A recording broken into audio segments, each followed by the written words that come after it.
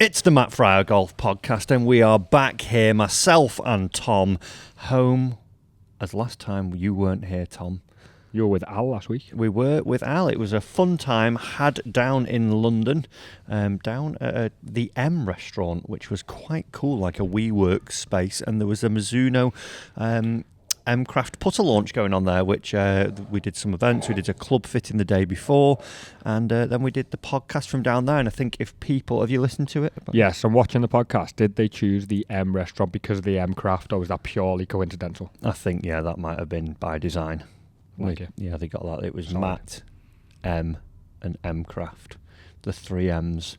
Okay. For a marvellous event. Like it. Anyway, yeah, I think a great podcast last week and some really good advice from Al. Obviously, he'd been out on tour for 19 years. He works still on tour now, but a little bit more office-based as well, but some really good advice. One thing I learn about Al is I think he does have a little bit of knowledge. He seems to know what he's talking about. Every time I listen to him, I think he knows his stuff. Yeah, definitely knows what his onions are. And the back end of that podcast, if you haven't listened to it already, I would suggest going and listening to it if you're thinking about buying a driver or going for a driver fitting if you've never been for one before, which, as we mentioned on that podcast, is probably a little bit of a daunting time for some people. Some really good advice in there from Al, which, I'd suggest you go and listen to it. And we are now, as this goes out, we're in prime fitting time, aren't we? Because this is kind of release week now. Everyone's getting the first hit of this year's equipment, which we spoke about 2 weeks ago. Yeah. So don't just go and buy it off the shelf. No. There's also a video that's just gone live on the main channel as well. That went out on Monday over on the main channel. If you haven't already, make sure you are subscribed to there. Another 5,000, and we'll be giving a full set of Mizuno golf clubs away. So if you don't already, make sure you go and hit the subscribe button over there. And you could be in with the chance, well, you will be in with the chance if you are that lucky winner, to come down to Bearwood Lake and get a fitting from Al. He will be doing a full tour fitting from wedges all the way up to driver and putter, irons, everything. And then we're going to go out on Bearwood Lakes and play some golf as well. They can beat you with the new clubs? Yes, exactly. Hopefully that won't happen, but, if we do, it was all because I'm a nice guy. Exactly. But yeah, charitable. Head over to the main channel and go and subscribe there. But that video that's quite interesting as well. Some tips about maybe looking at, should you be buying a new driver, and is now the right time to buy one, and what can you do to maybe not buy a new driver and get the most out of your driver? It's always time to buy a new driver. Yeah. I think, is it? I think the bit at the end about the pro deals, if you've not seen the video, make sure you go and check it out. But there's a bit about pro deals. If there's any PGA pros listening, I think that should be a thing. Go on. You like the video we talk about? There's obviously driver release season. Mm-hmm. Why not at the same time? Obviously at Trafford you do your big hitter, don't you? Yeah. It's obviously geared at Christmas, and it's 99 quid, and you're getting your 3 lessons and 30 quid of balls or whatever it is. Yeah. But instead of we all know in January that the new drivers are coming, why don't all the pros do new season, new lesson offers? So it's you get X amount of swing lessons, a short game lesson, a psychology lesson, a playing lesson in this bundle that's round about the price of a driver, $349, $499, whatever it may be. And everyone hits and goes, I'm not going to buy that. I'm going to get that, and that'll be my value buy. Yeah. That's fair. I think it'd be a good idea, that. Would be. Coming next year to my academy. I'll be selling that package next year. There we go. Don't know how much I can help with the psychology side. I'll have to draft someone in, but...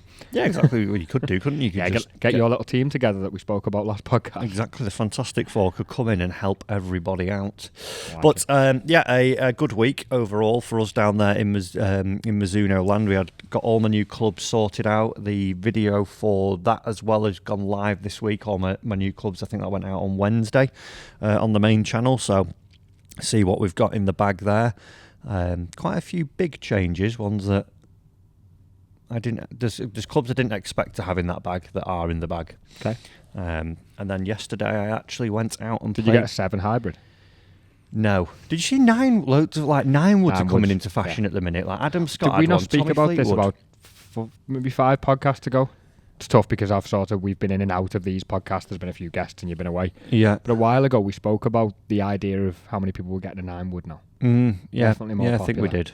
Yeah, I saw Adam Scott had one this week, and and Tommy Fleetwood also had one. Which, if you go back like 4, 5, 10 years ago, like a 9-wood, no. Shoppers would have 9-woods. Yeah, it would have been like a seniors club and a ladies club, wouldn't it? Like that was all the. I think even Callaway, like, was it the. What was the name of the. XR? No, like when they did the Big Bertha range, they had like Heavenly 7 or something like that, didn't they? Oh, yeah. And they did like the something 9, but it was like, I remember seeing them, and if you remember the Callaways of old, when they did the like the Steelheads and the Great Big Berthas, the ladies version, they had like that really light blue grey, like greeny, bluey green shaft, wasn't it, with the grey grip and then the gold writing on it. And I always remember seeing 9-woods in those. And it would be, like we say, probably something that would be associated, but there seems to be a big switch out on tour now where 7-woods are popping up everywhere, and more and more. It was the Great Big Bertha one there. So was it you thinking this one? No, before that. So Tom's just pulling some up here. So that's the Steelhead. That's the one I was thinking, which is that sort of bluish. Yeah, they colour. did. Yeah, they did. That's like a later version. But if you went even prior to that, just Great Big Bertha. Yeah, Big Bertha will do. You'll find. Nah, because this. It was like 1999, I think they came out. All right, hang on. Was the internet out then? I don't think the internet was out at that point. 95. But yeah, it was something that, like I say, that's them there. See that one? Oh yeah, I wasn't thinking that one. That's before my time. That was before you were born. Way before my time, that one. Yeah, I remember. Don't even recognise that one. I was the one after. The little one that you've got pulled up there, the Big Bertha Steelhead. Yeah. So my dad, obviously, who's a pro as well. Not that one. That's the Steelhead 3, isn't it? Yeah. God, my golf club knowledge is mad. Just looking at this. So that one there, the Big Bertha Steelhead, with like the Hawkeye, which is the Callaway sort of thingy. Dad had a 4-wood, a 7-wood, and the driver of those, and I like inherited them like after I started playing after about a year or so, and I actually had my first hole-in-one with the 7-wood of that Steelhead, and I've still got it to this day. It's in the garage. Baller. It is an absolute worldie of a golf club. It feels, and do you remember hitting those clubs? Did you ever have any of them? Yeah, well, I think I've told you now that my dad now and again throws the Steelhead 3-wood in. And it's just more accurate than... It just goes ding! Yeah. They sound great and they feel great. If you look at my dad's golf bag, he's got... What drive has he got now? I think it's the Epic Flash, I think he's got as his actual driver. Yeah. But then, because he had a spare club in the bag, he only had 13 clubs, he said, I'm throwing this in because it's the fairway finder. Yeah. And it's class. Why not? If it works. Yeah, they were brilliant, those. I might dig them out and have a bit of a round with them. They were absolutely lovely. Do you remember the original Big Bertha irons? They were like 91. They were like spades, weren't they? They were so thick. I've got a 1 iron of that at big home. Round things with barely a leading edge on them. Interesting. It's amazing how far technology's come with like design and how sort of sportier clubs look nowadays. They look sleek and actually look gorgeous, don't they, as well? Some of them back in the day just look like lumps of cast metal. Callaway X14s were my first adult irons. Oh, and the hosels would barely get through the front door of the house. Yeah. The hosels are huge on them. They're so offset. I had X16 Pros. Do you remember them? Mm-hmm. Oh, they were a proper iron. They got a bit knifier. I was in my early days. I needed that big X14. Wow, memory lane. Anyway, but bringing us on to 9-woods and then some of them being in the back. Just a little recap of tour golf. I feel like now the season's pretty much started. Like DP started this week. Everything's got a bit exciting, I think. Last time we sat in this room, we were talking about me doing lessons in -7. Yes. I think my roundup of what it felt like over the last sort of week or two, a lot of my golf lessons have started getting that little penny drop from the swing changes over winter, which has been nice to see. I feel like the last 10 days has been a lot of that stuff. And people talking about the season. There's been golf on the TV from a TGL point of view, which we spoke about. Yeah. DP World Tour's been on. Yeah. PGA Tour's had a little bit of golf going on as well. Mm-hmm. And I'm going to Turkey in 2.5 weeks. And my mindset now from where it was 14 days ago is different, because to top it off, I just had the realisation we're working towards the Ryder Cup as well. So everything feels like it means something. Yeah. Yeah, it has got a little bit more of like a gravitas to it, hasn't it? This is a more positive podcast than the last one when it was -5, -6, -7. True. I played yesterday. We were at Formby Ladies. It was drizzly. Bit drizzly, but even so, it was like, new clubs and new, like, I know what you mean. Too cold either, was it? It was fairly mild yesterday. 2 degrees. Didn't think it was that bad at work yesterday. But tour golf has happened back on the DP, which was good to see. Yep. You had the likes of Rory playing, you had Tommy Fleetwoods, you had Tyrrell Hatton, a lot of other names out there, and Tyrrell Hatton came out victorious. He did. Tom, 16 under par. 15 under par, 15 I think under it was. par. Yeah, beat Daniel Hillier by 1 stroke. He had to hole about a 5-footer down the last, Tyrrell, to secure the victory, which was straight in the middle, as always. But on Tyrrell Hatton, do you think he is a little bit of an underrated player? I don't know whether he'd be underrated, but I think people get very caught up on his attitude, his throwing clubs and stuff, and probably look at... He did put a club through a tee box this week. Yeah, did see that. And he got in his interview and said, probably shouldn't have done it, but I can't go back and change it, so it is what it is. Yeah. He's obviously very emotional. He has a few tantrums, so I think people see that of him before they see how good of a golfer he is, and that probably does overcloud the idea of how good he is. But I do think he goes slightly under the radar. Yeah. I think he's got major chances in him. I said to Joe yesterday when we were coming back from Formby, I said he'll win a major this year. I think I've even put him in one of my selections for this year. But on the other side of the pond was the Amex, and someone else who's from the European team, from the Ryder Cup team from last time, was Seb Straka won. Yeah. Who are you taking out of those two, Tyrrell or Seb? Oh, that's such a good question. Because I think he's had 3 wins now, Seb Straka, on tour. Yeah, I think it is. And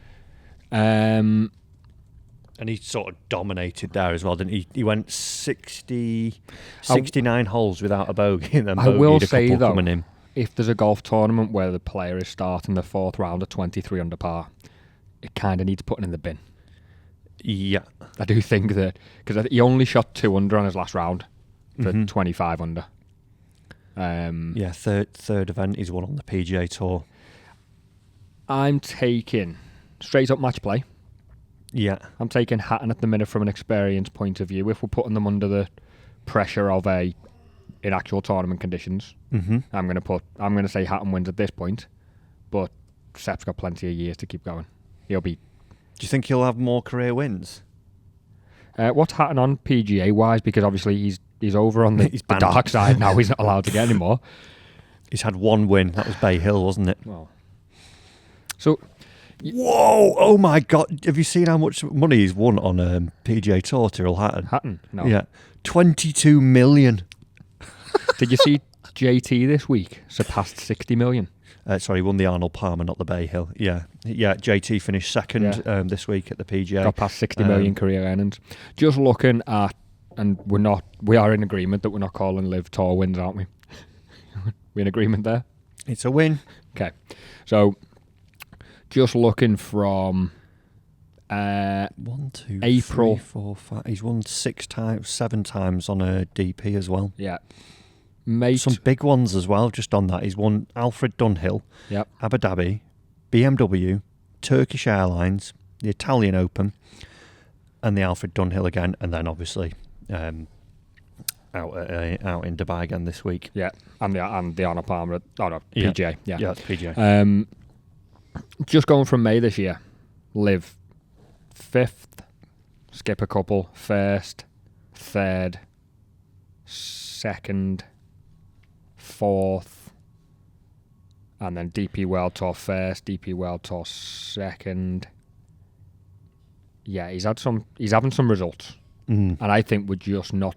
Obviously, we're not seeing him a huge amount, or it doesn't. If you're not watching Liv, people don't feel like they're seeing him a huge amount. Yeah. So he probably is under that radar, but I would give, when we like building bets, I'd give Paddy Power a ring now. Yeah. And I think I'd put him on a major this year. Yeah. Which one would you put him on? Portrush. Yeah? Yeah, I fancy him for Portrush.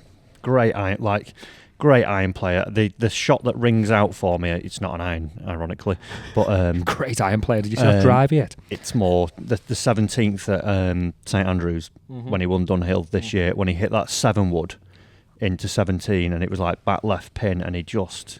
Yeah, it what was a golf an shot. Incredible golf shot. It was like just absolutely astronomical.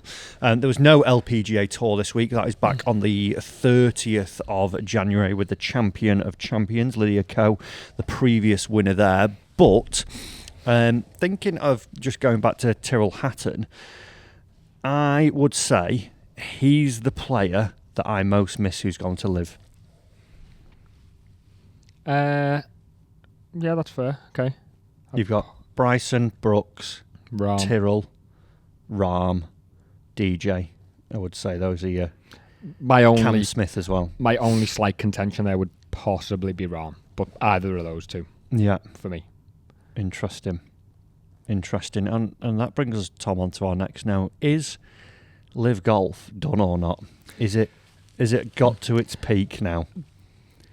I think that's an interesting one. I think this year is make or break for them. I do think this is the kind of last chance for it to really get going. I've seen 3 at the driving range at Trafford Golf this week. 3 Liv players? 3, Bryson come in. Bryson was down at Trafford. Bryson come in, hit the chill factor roof. 3 Liv caps. Have you? All of a sudden. I've not seen one out in the wild yet. Yeah. Not seen one. So, I don't know. They've had that. They haven't signed any big players this year. Yeah, there's 3 points that I want to put to you here that we'll go through. So, players number 1. Yeah. Second thing, they've now got a new CEO, haven't they? Scott O'Neill has come in. Mm-hmm. Greg Norman has been dispatched from his role, and Scott O'Neill has taken over.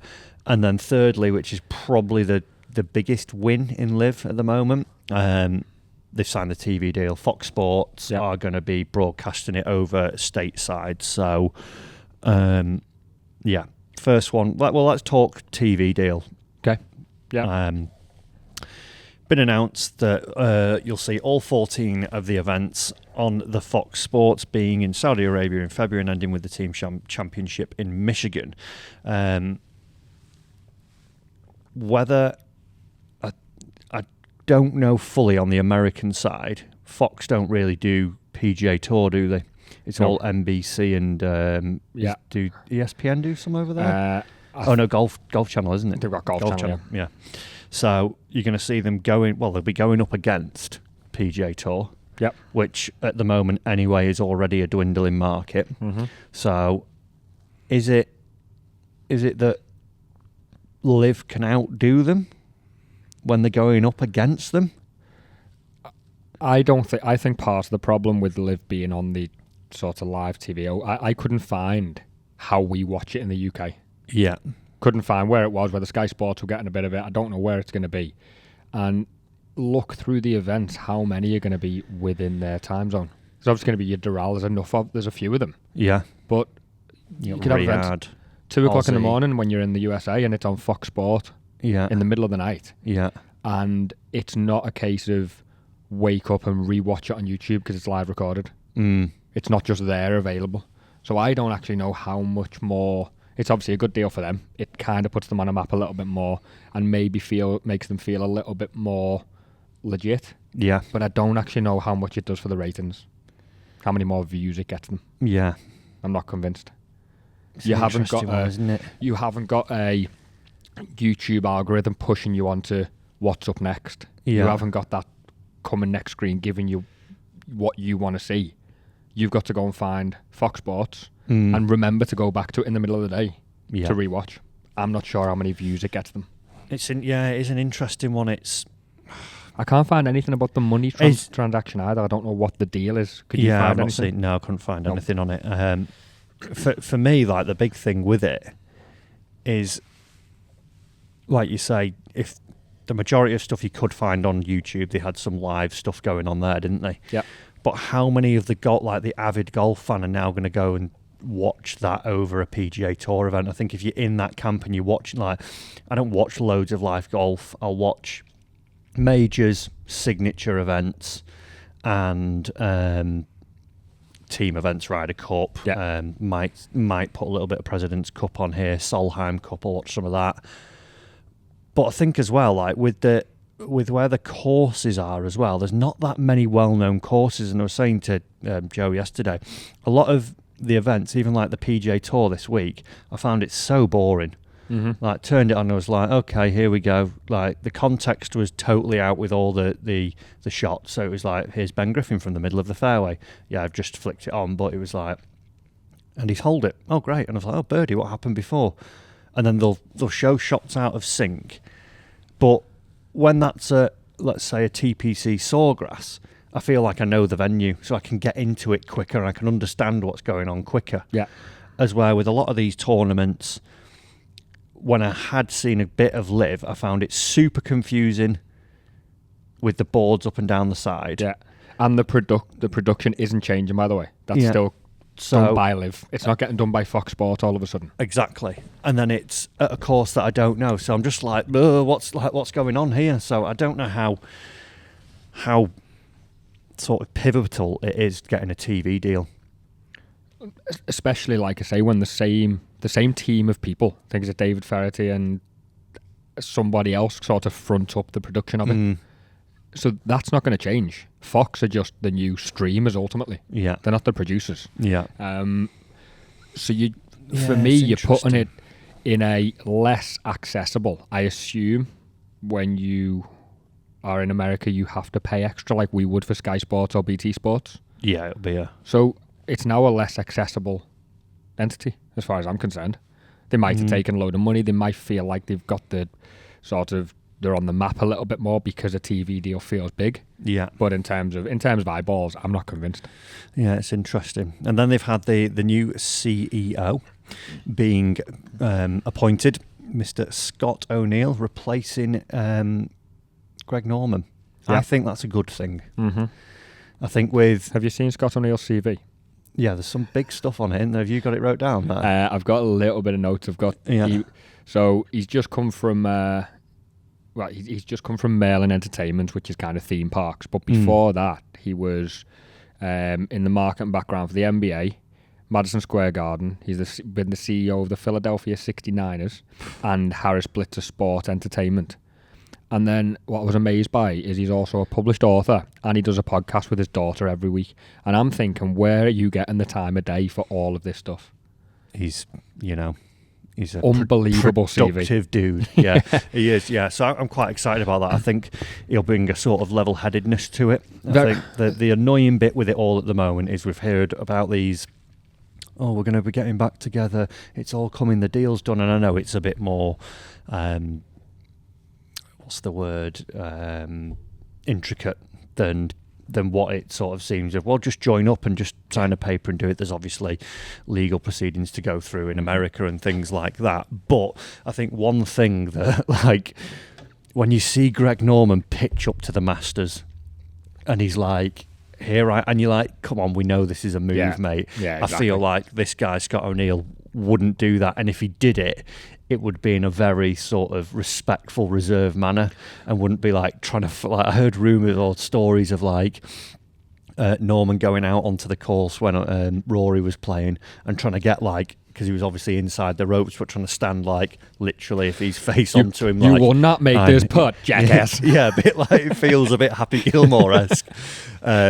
And obviously he had a massive bone of contention with the PGA Tour, didn't he, from years and years ago. And it sort of feels like he's harboured those ill feelings and just that's fueled his fire for Liv as well.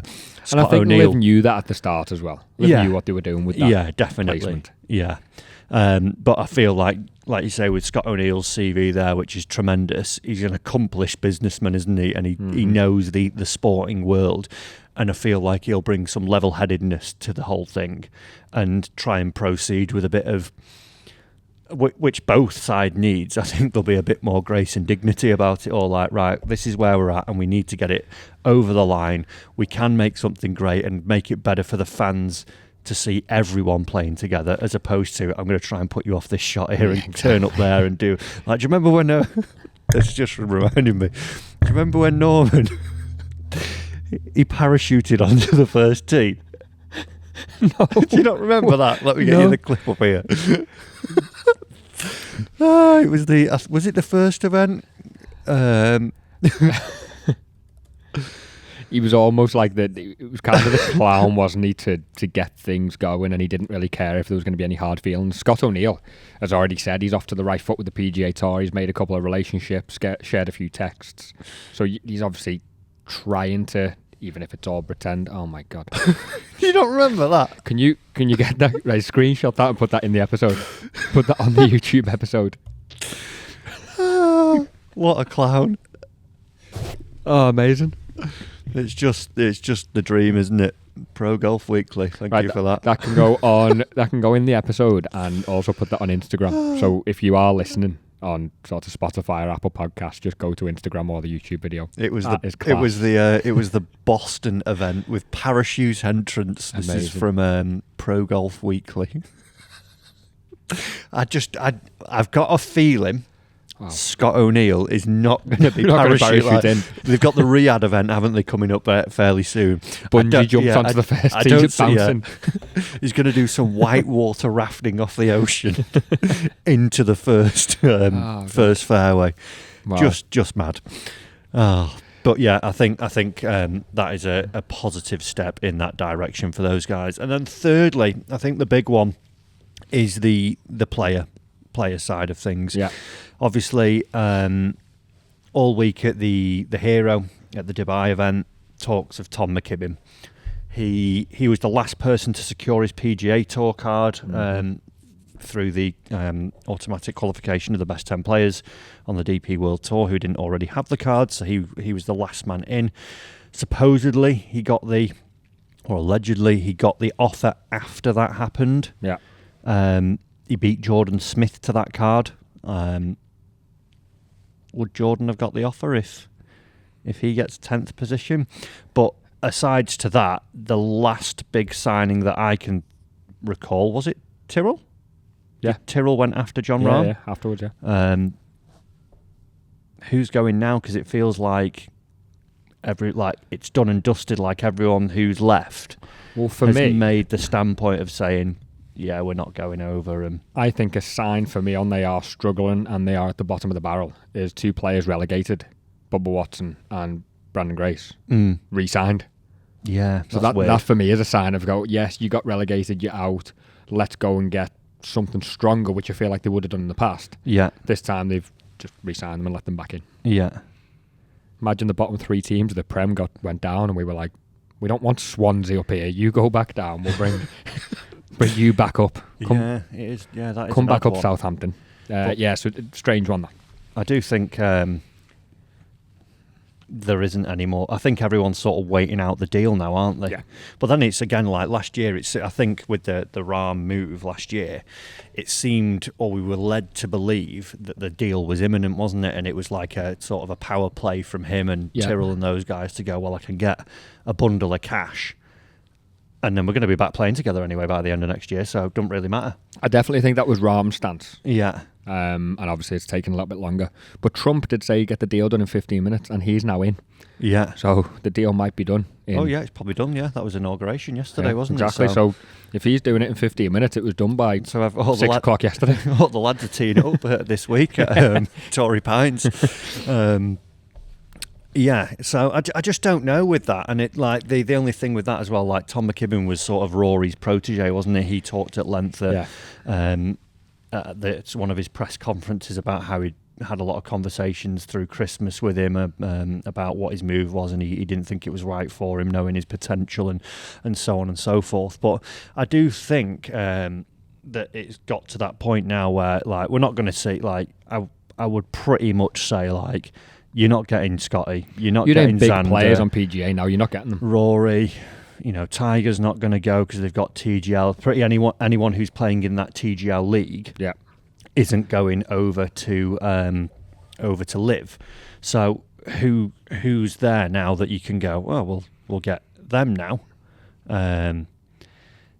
I think they are at the bottom of the barrel with it. Yeah. Liv. So they've got to make a good product out of who they've got, or they've got to try and push this merger through as quick as possible, and everything comes back together, and everyone's happy families. What would you like? I don't think like the original question is Liv done or not. I don't think it's done. I think it worked like it's established itself now as well. Mm-hmm. And there's definitely 3 hats at Trafford Golf Centre. Yeah, exactly. Flying. There you go. I'm Bryson. There's definitely like a sort of an audience for it, isn't there? You know, not so much 18 holes, 4 days stroke play, very, very sort of old-fashioned, as it were. Golf. It's, you know, a little bit different with the music and things like that. I think. Do you think TGL almost helps it out? Not that that'd be the intention, but Liv would almost, you could argue, Liv sits in between PGA and TGL. Yeah, I'd agree with that. So it's like, obviously TGL was the PGA Tour's fight back to Liv in a sense. Yeah. And they've created this really good product. We described it as like arcade-based golf. At the start, people were saying that Liv wasn't proper golf, doesn't count. Golf. And now it's almost like anyone who likes TGL. They say, well, Liv's just the middle ground. Yeah. It might have actually helped them out in terms of what their appearance is, what the perception is of them. They should put one of the teams of Liv into TGL. Should do. That would be pretty good, that.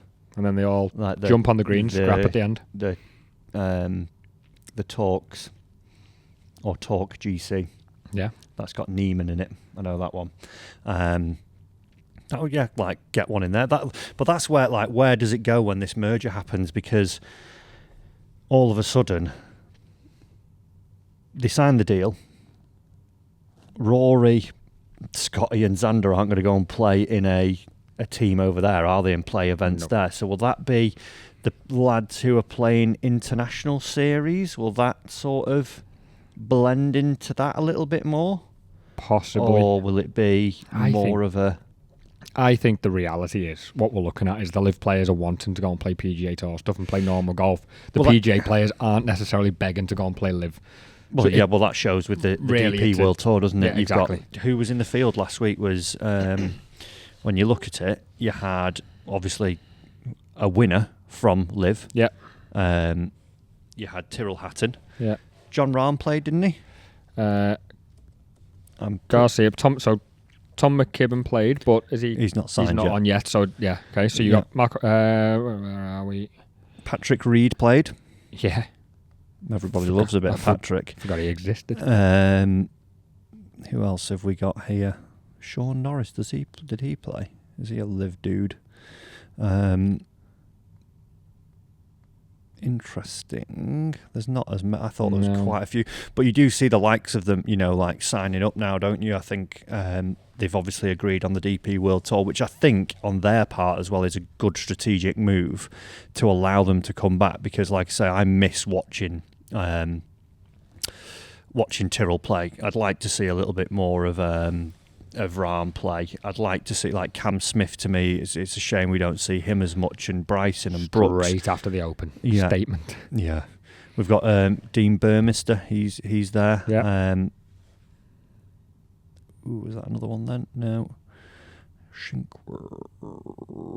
Yeah, not as many. But regardless, it's still enough. Thomas isn't Peters. For For DP, and I think if you were to open up, John Rahm did play. Did he? Did he just play terribly?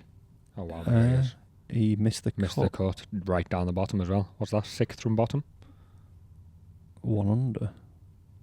Everyone who missed the cut, the scores have been changed on that little thing there. If you were to open a PGA Tour event, though, in the same way DP have, then you probably take another huge chunk of that Liv field and they go and play. Yeah, you will find a huge amount of Liv players would happily go and play certain PGA Tour events if they could. Oh yeah, if all of a sudden it gets done, let's say next week, and Pebble Beach is coming up AT&T, but probably the players. Let's say the deal gets done the week before players. Now Liv players can come back and play, and PGA Tour players can go and sort their own team out on Liv if they wanted to. But if you opened the door, like imagine who would be on that list for the players. Well, it'd just fill Brooks, up, wouldn't it? Bryson. Yeah, of course it would. But if you open the door to play Tyrrell Miami and PGA Tour can throw as many teams as they want in, yeah, do they even get one team of 4? Bother? Do you think they would?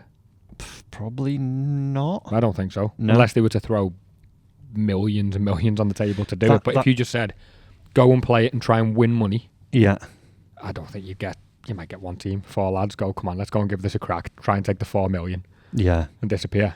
Do you know what is insane? How much Taylor Gooch has made from Liv Golf? Yes, a lot of money. Like nearly as much as Rory on thingy, which is just immense, isn't it? Fair play to that boy for filling up the bank. One other thing that I heard it from a couple of sources. Callaway are meant to be funding a team. Oh wow. Or buying a team, or putting. There's either I've heard 2 iterations of the story. Okay. Callaway are either going to, and this is all alleged, this isn't fact, they're either going to put another team in, so there'd be new, and that's where Tom McKibben supposedly is a Callaway player at the moment. There was him, and then there was going to be 3 other people go into that one. So does that mean there's 3 other signings yet to come? Or do they take 3 of the sort of reserve players that you have? Someone like a Laurie Cantor was on that reserve list who finished 3rd last week. Or are we going to see 3 new signings come from that Callaway stable? They've only got 2 weeks. Yeah. 6th of Feb's the first. I thought it was a little later than that. Yeah, so I heard that was a possibility. I also heard from mumblings that they were going to be taking Legion 13. So Tyrrell, John Rahm, and the other 2, I don't know who the other 2 players are on that team. They were going to be essentially buying that team or funding that team, so it'd be like Legion 13 Team Callaway, as it were. Okay. So that is Rahm, Hatton, Kieran Vincent, and Caleb Surratt. Never heard of him. But Kieran Vincent, he's proper player. Actually played behind him when we played with Graham McDowell at International Series. So that's their He's team. a striper. So that could be the Callaway maximum soon. Yeah, so how true it is, whether it is this Tom McKibben's going to be fronting Team Callaway or whatever they would call it. Would they call it? Surely Callaway. Callaway? The Callaway Big Berthas is set the stone, really, isn't the it? 9 woods, yeah. The heavenly wood. Don't need much of a marketing team there. Big Bertha, lad, we've had this for years. Yeah, done. In. That fits in with the Cleeks. The Cleeks versus the Big Berthas. Who's just click on their thing now because they were meant to be announcing a new player as well. Yeah. Cleeks have got Martin Keimer, Richard Bland, Adrian Moronk, and Kali Samuja. Yeah, I think that's a new player. Yeah, must be. Yeah, didn't know. Nope. He was a DP guy, I think, from memory. 36 years old. I mean, 36 years old. We don't know him as a name at all. You take your cash and go, don't you? Oh yeah, 100%. 36 you are well and truly taking that payday. Give me the money. Anyway, right. So I think there's still more to come from Liv. I do think it'll be interesting once the deal is done, whether it happens or not, sort of thing. It's amazing now that we're talking about golf being sort of PGA and DP, but then on top of that we're talking Liv and TGL as well. It's almost now doesn't feel maybe as fractured and just feels like it's covering a lot more of the space. Yeah, there's a lot more product, and if you can just combine things, then if it was just a bit cleaner and there wasn't all the bitchiness about it, I think it'd be good, wouldn't it? Yeah. Which I think where Scott O'Neill comes into the picture, he'll probably do a lot to I think so. to further and sort of smooth relationships out as well. Moving on from there, Tom, you just mentioned TGL. We are going to have a TGL. The talk is always, imagine if we put the PGA Tour against the TGL, and obviously we had the match with Bryson, Brooks, Scotty, and Rory. Yep. Wasn't the greatest viewing experience ever, but hey ho. We are going to pick 12 players. I'm going to go down the Liv route. Okay. You are going to go down the 12 TGL players that you want. We're going to go in a head-to-head. Now, obviously, we could sit here and just argue who would win. We could do it on world rankings, but that wouldn't be fair because Liv don't get them. We could do it on past wins. Again, maybe not fair. We're going to do a coin flip, Tom. We're Fine. Yeah, argue the point, and the results that come. Yep. That one league shall be left standing. The other one has to wrap up operations as of release of this pod. Okay, go. Okay, Whenever you're ready. We'll go 1v1. Yeah.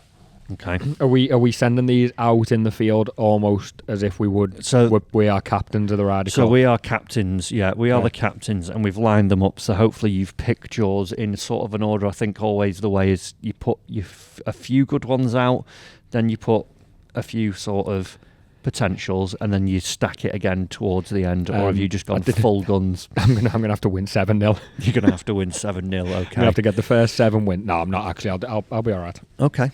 Interesting. Well, who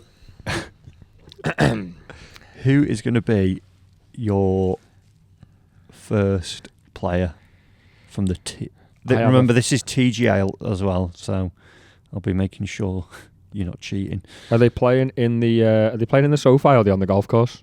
They're on the golf course. Okay. Yeah. Fine.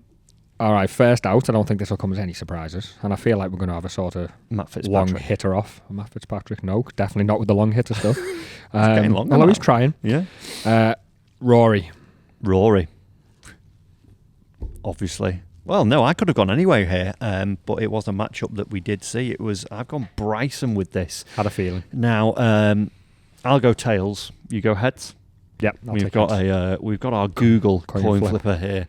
Didn't want to be banging a coin off there. That would have been well annoying and scratting around for a coin. Someone's sitting in the car and dinging about. Yeah. Although you play the guitar every week on here, that's probably worse. Who do you think would win out of that one?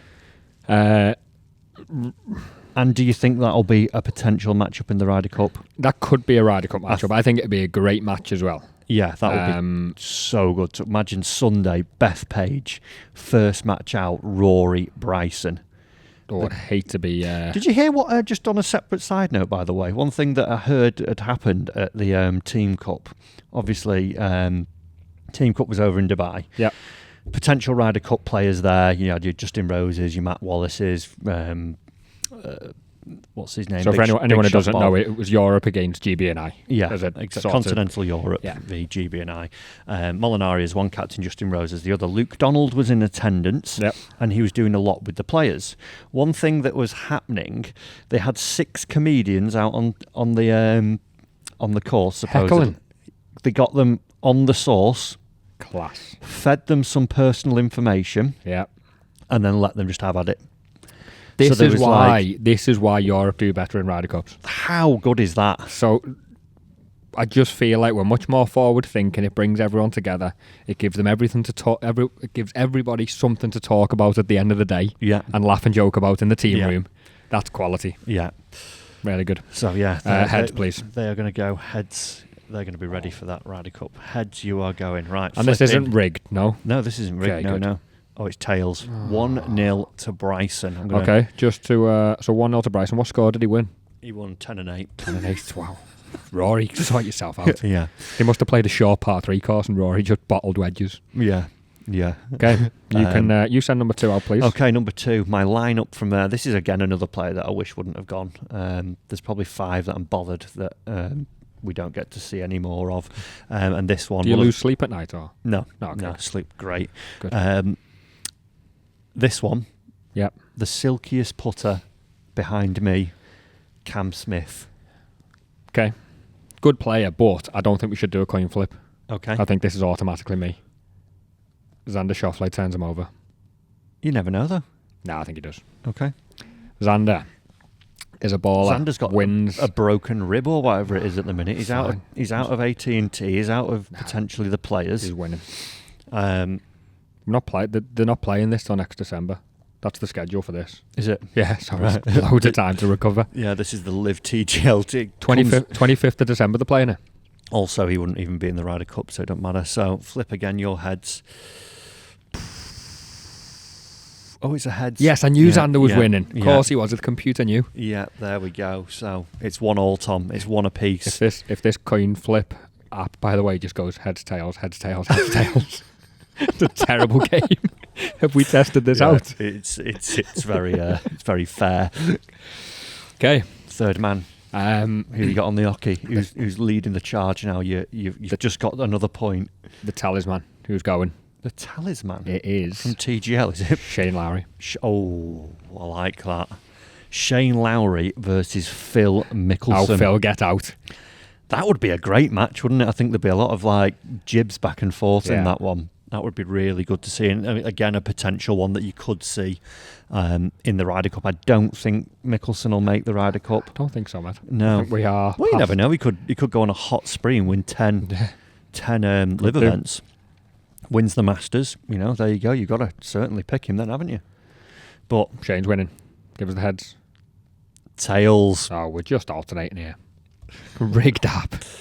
It's a rigged app. It's going to be 6-all. We're going to have to play a reserve. Yeah. We've got And then it'll be Laurie Cantor's my reserve, but he's also... he's not a TGL player. No.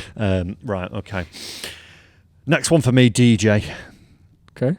DJ's the one that sort of like feel like he's just disappeared off into the sunset, just pitches up like, I'll play a bit of golf. A lot of money. Doesn't care. Didn't care when he was trying to win. Didn't care when he was on the PGA Tour. Yeah. See ball, hit ball. Yeah. Is how he plays. Just fill my bank up a little bit. I'm going out for a beer. Yeah, it's fine. Does he even play live, or does he just get paid and leave? Yeah, I think. Don't even know if he plays. Yeah. He's just on the payroll. It's a hologram. DJ is playing against JT in his current form, so it's not December now. We're actually playing next week. That would be a great match. Yeah, it's a good match. Yeah, that would be very good. Who's it going to be though, Tom? It's heads. Heads again. Start to become a little bit predictable. Let's just hope that it goes tails, and then we go on a run of tails for the next 3. For me, the next one, again, a player. This is actually probably the player I adore his golf swing the most. I don't feel like I've missed him. Louis Oosthuizen. All right. Louis. Solid player. Oosthuizen. Okay. Not a matchup you'd see in the Ryder Cup because he can't play.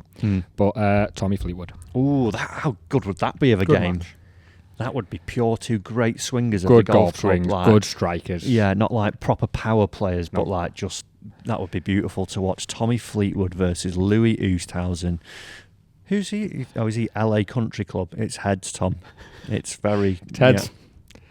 Now this is where it swings.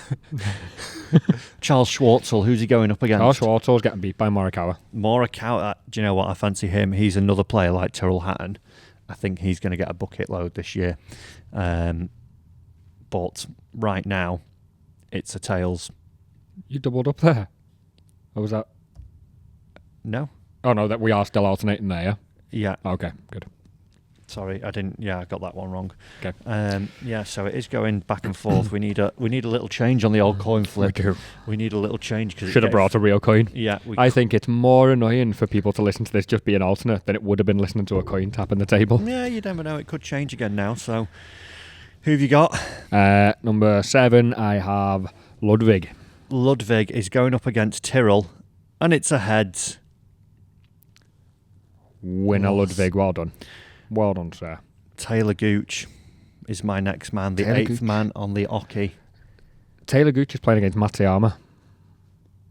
I was thinking Ryder Cup then, like he can't be in that. No, But he is can't. it TGL? No. Who does he play for? The Bay? TGL. Oh. Is he the Bay or Atlanta? Let me go and see. The good news is, Tom, he's just won. Has he? He's just won. What We've a had the first break of the coin. Baller. Matsuyama, you player. Where are you? He's playing for Boston Common. Oh, is he? Yeah. That's Rory's team, isn't Rory's team. McIlroy, Matsuyama, Keegan Bradley, Adam Scott. it? Right, okay. Well, as it stands, 1, 2, 3 wins for me.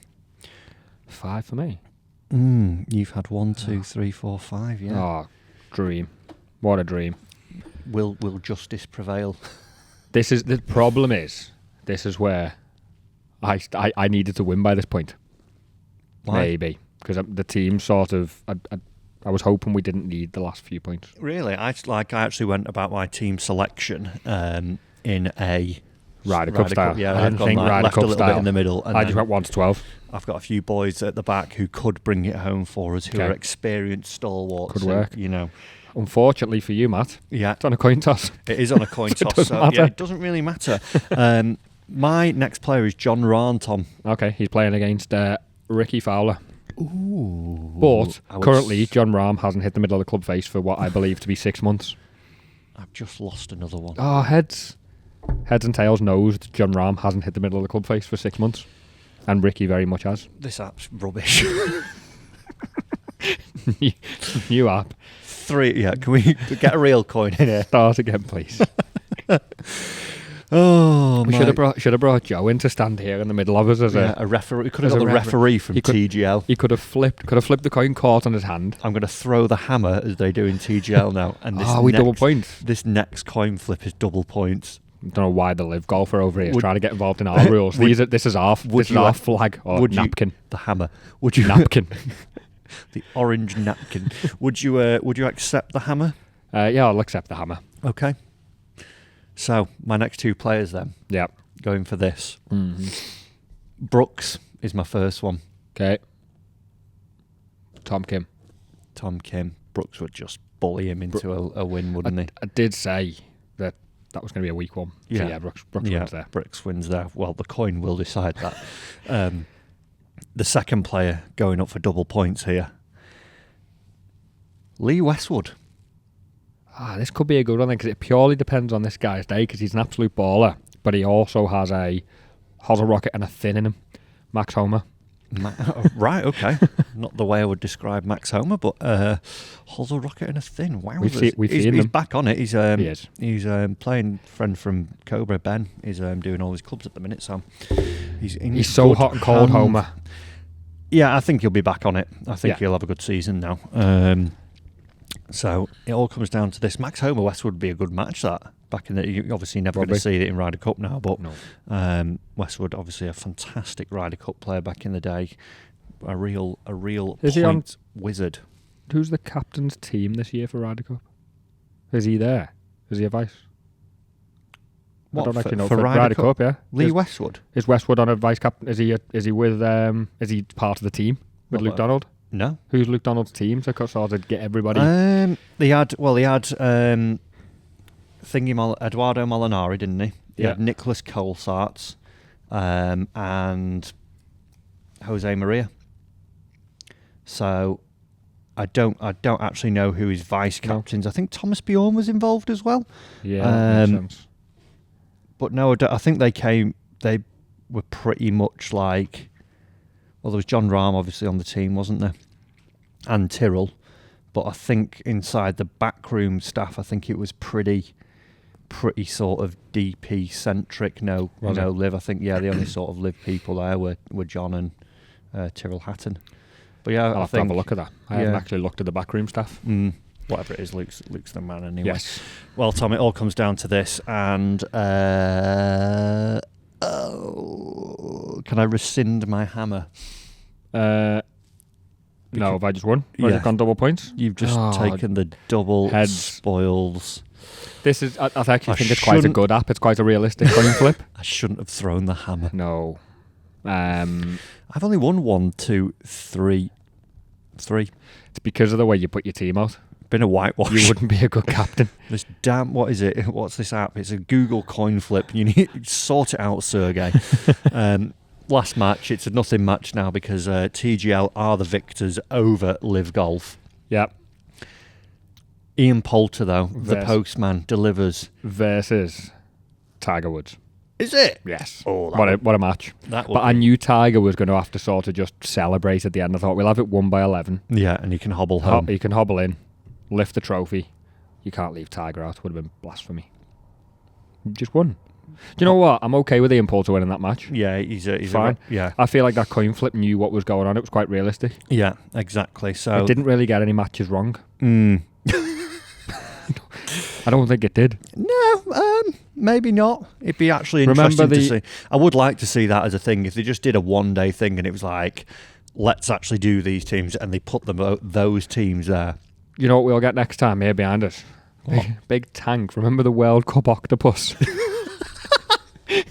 where somebody was claiming that the octopus knew the result between Argentina and Germany before it happened. So that's what we need next time. So if anyone's got a pet octopus, the octopus has chosen Polter. we might be sitting here a while. We'll be there going, this side, boy, this side.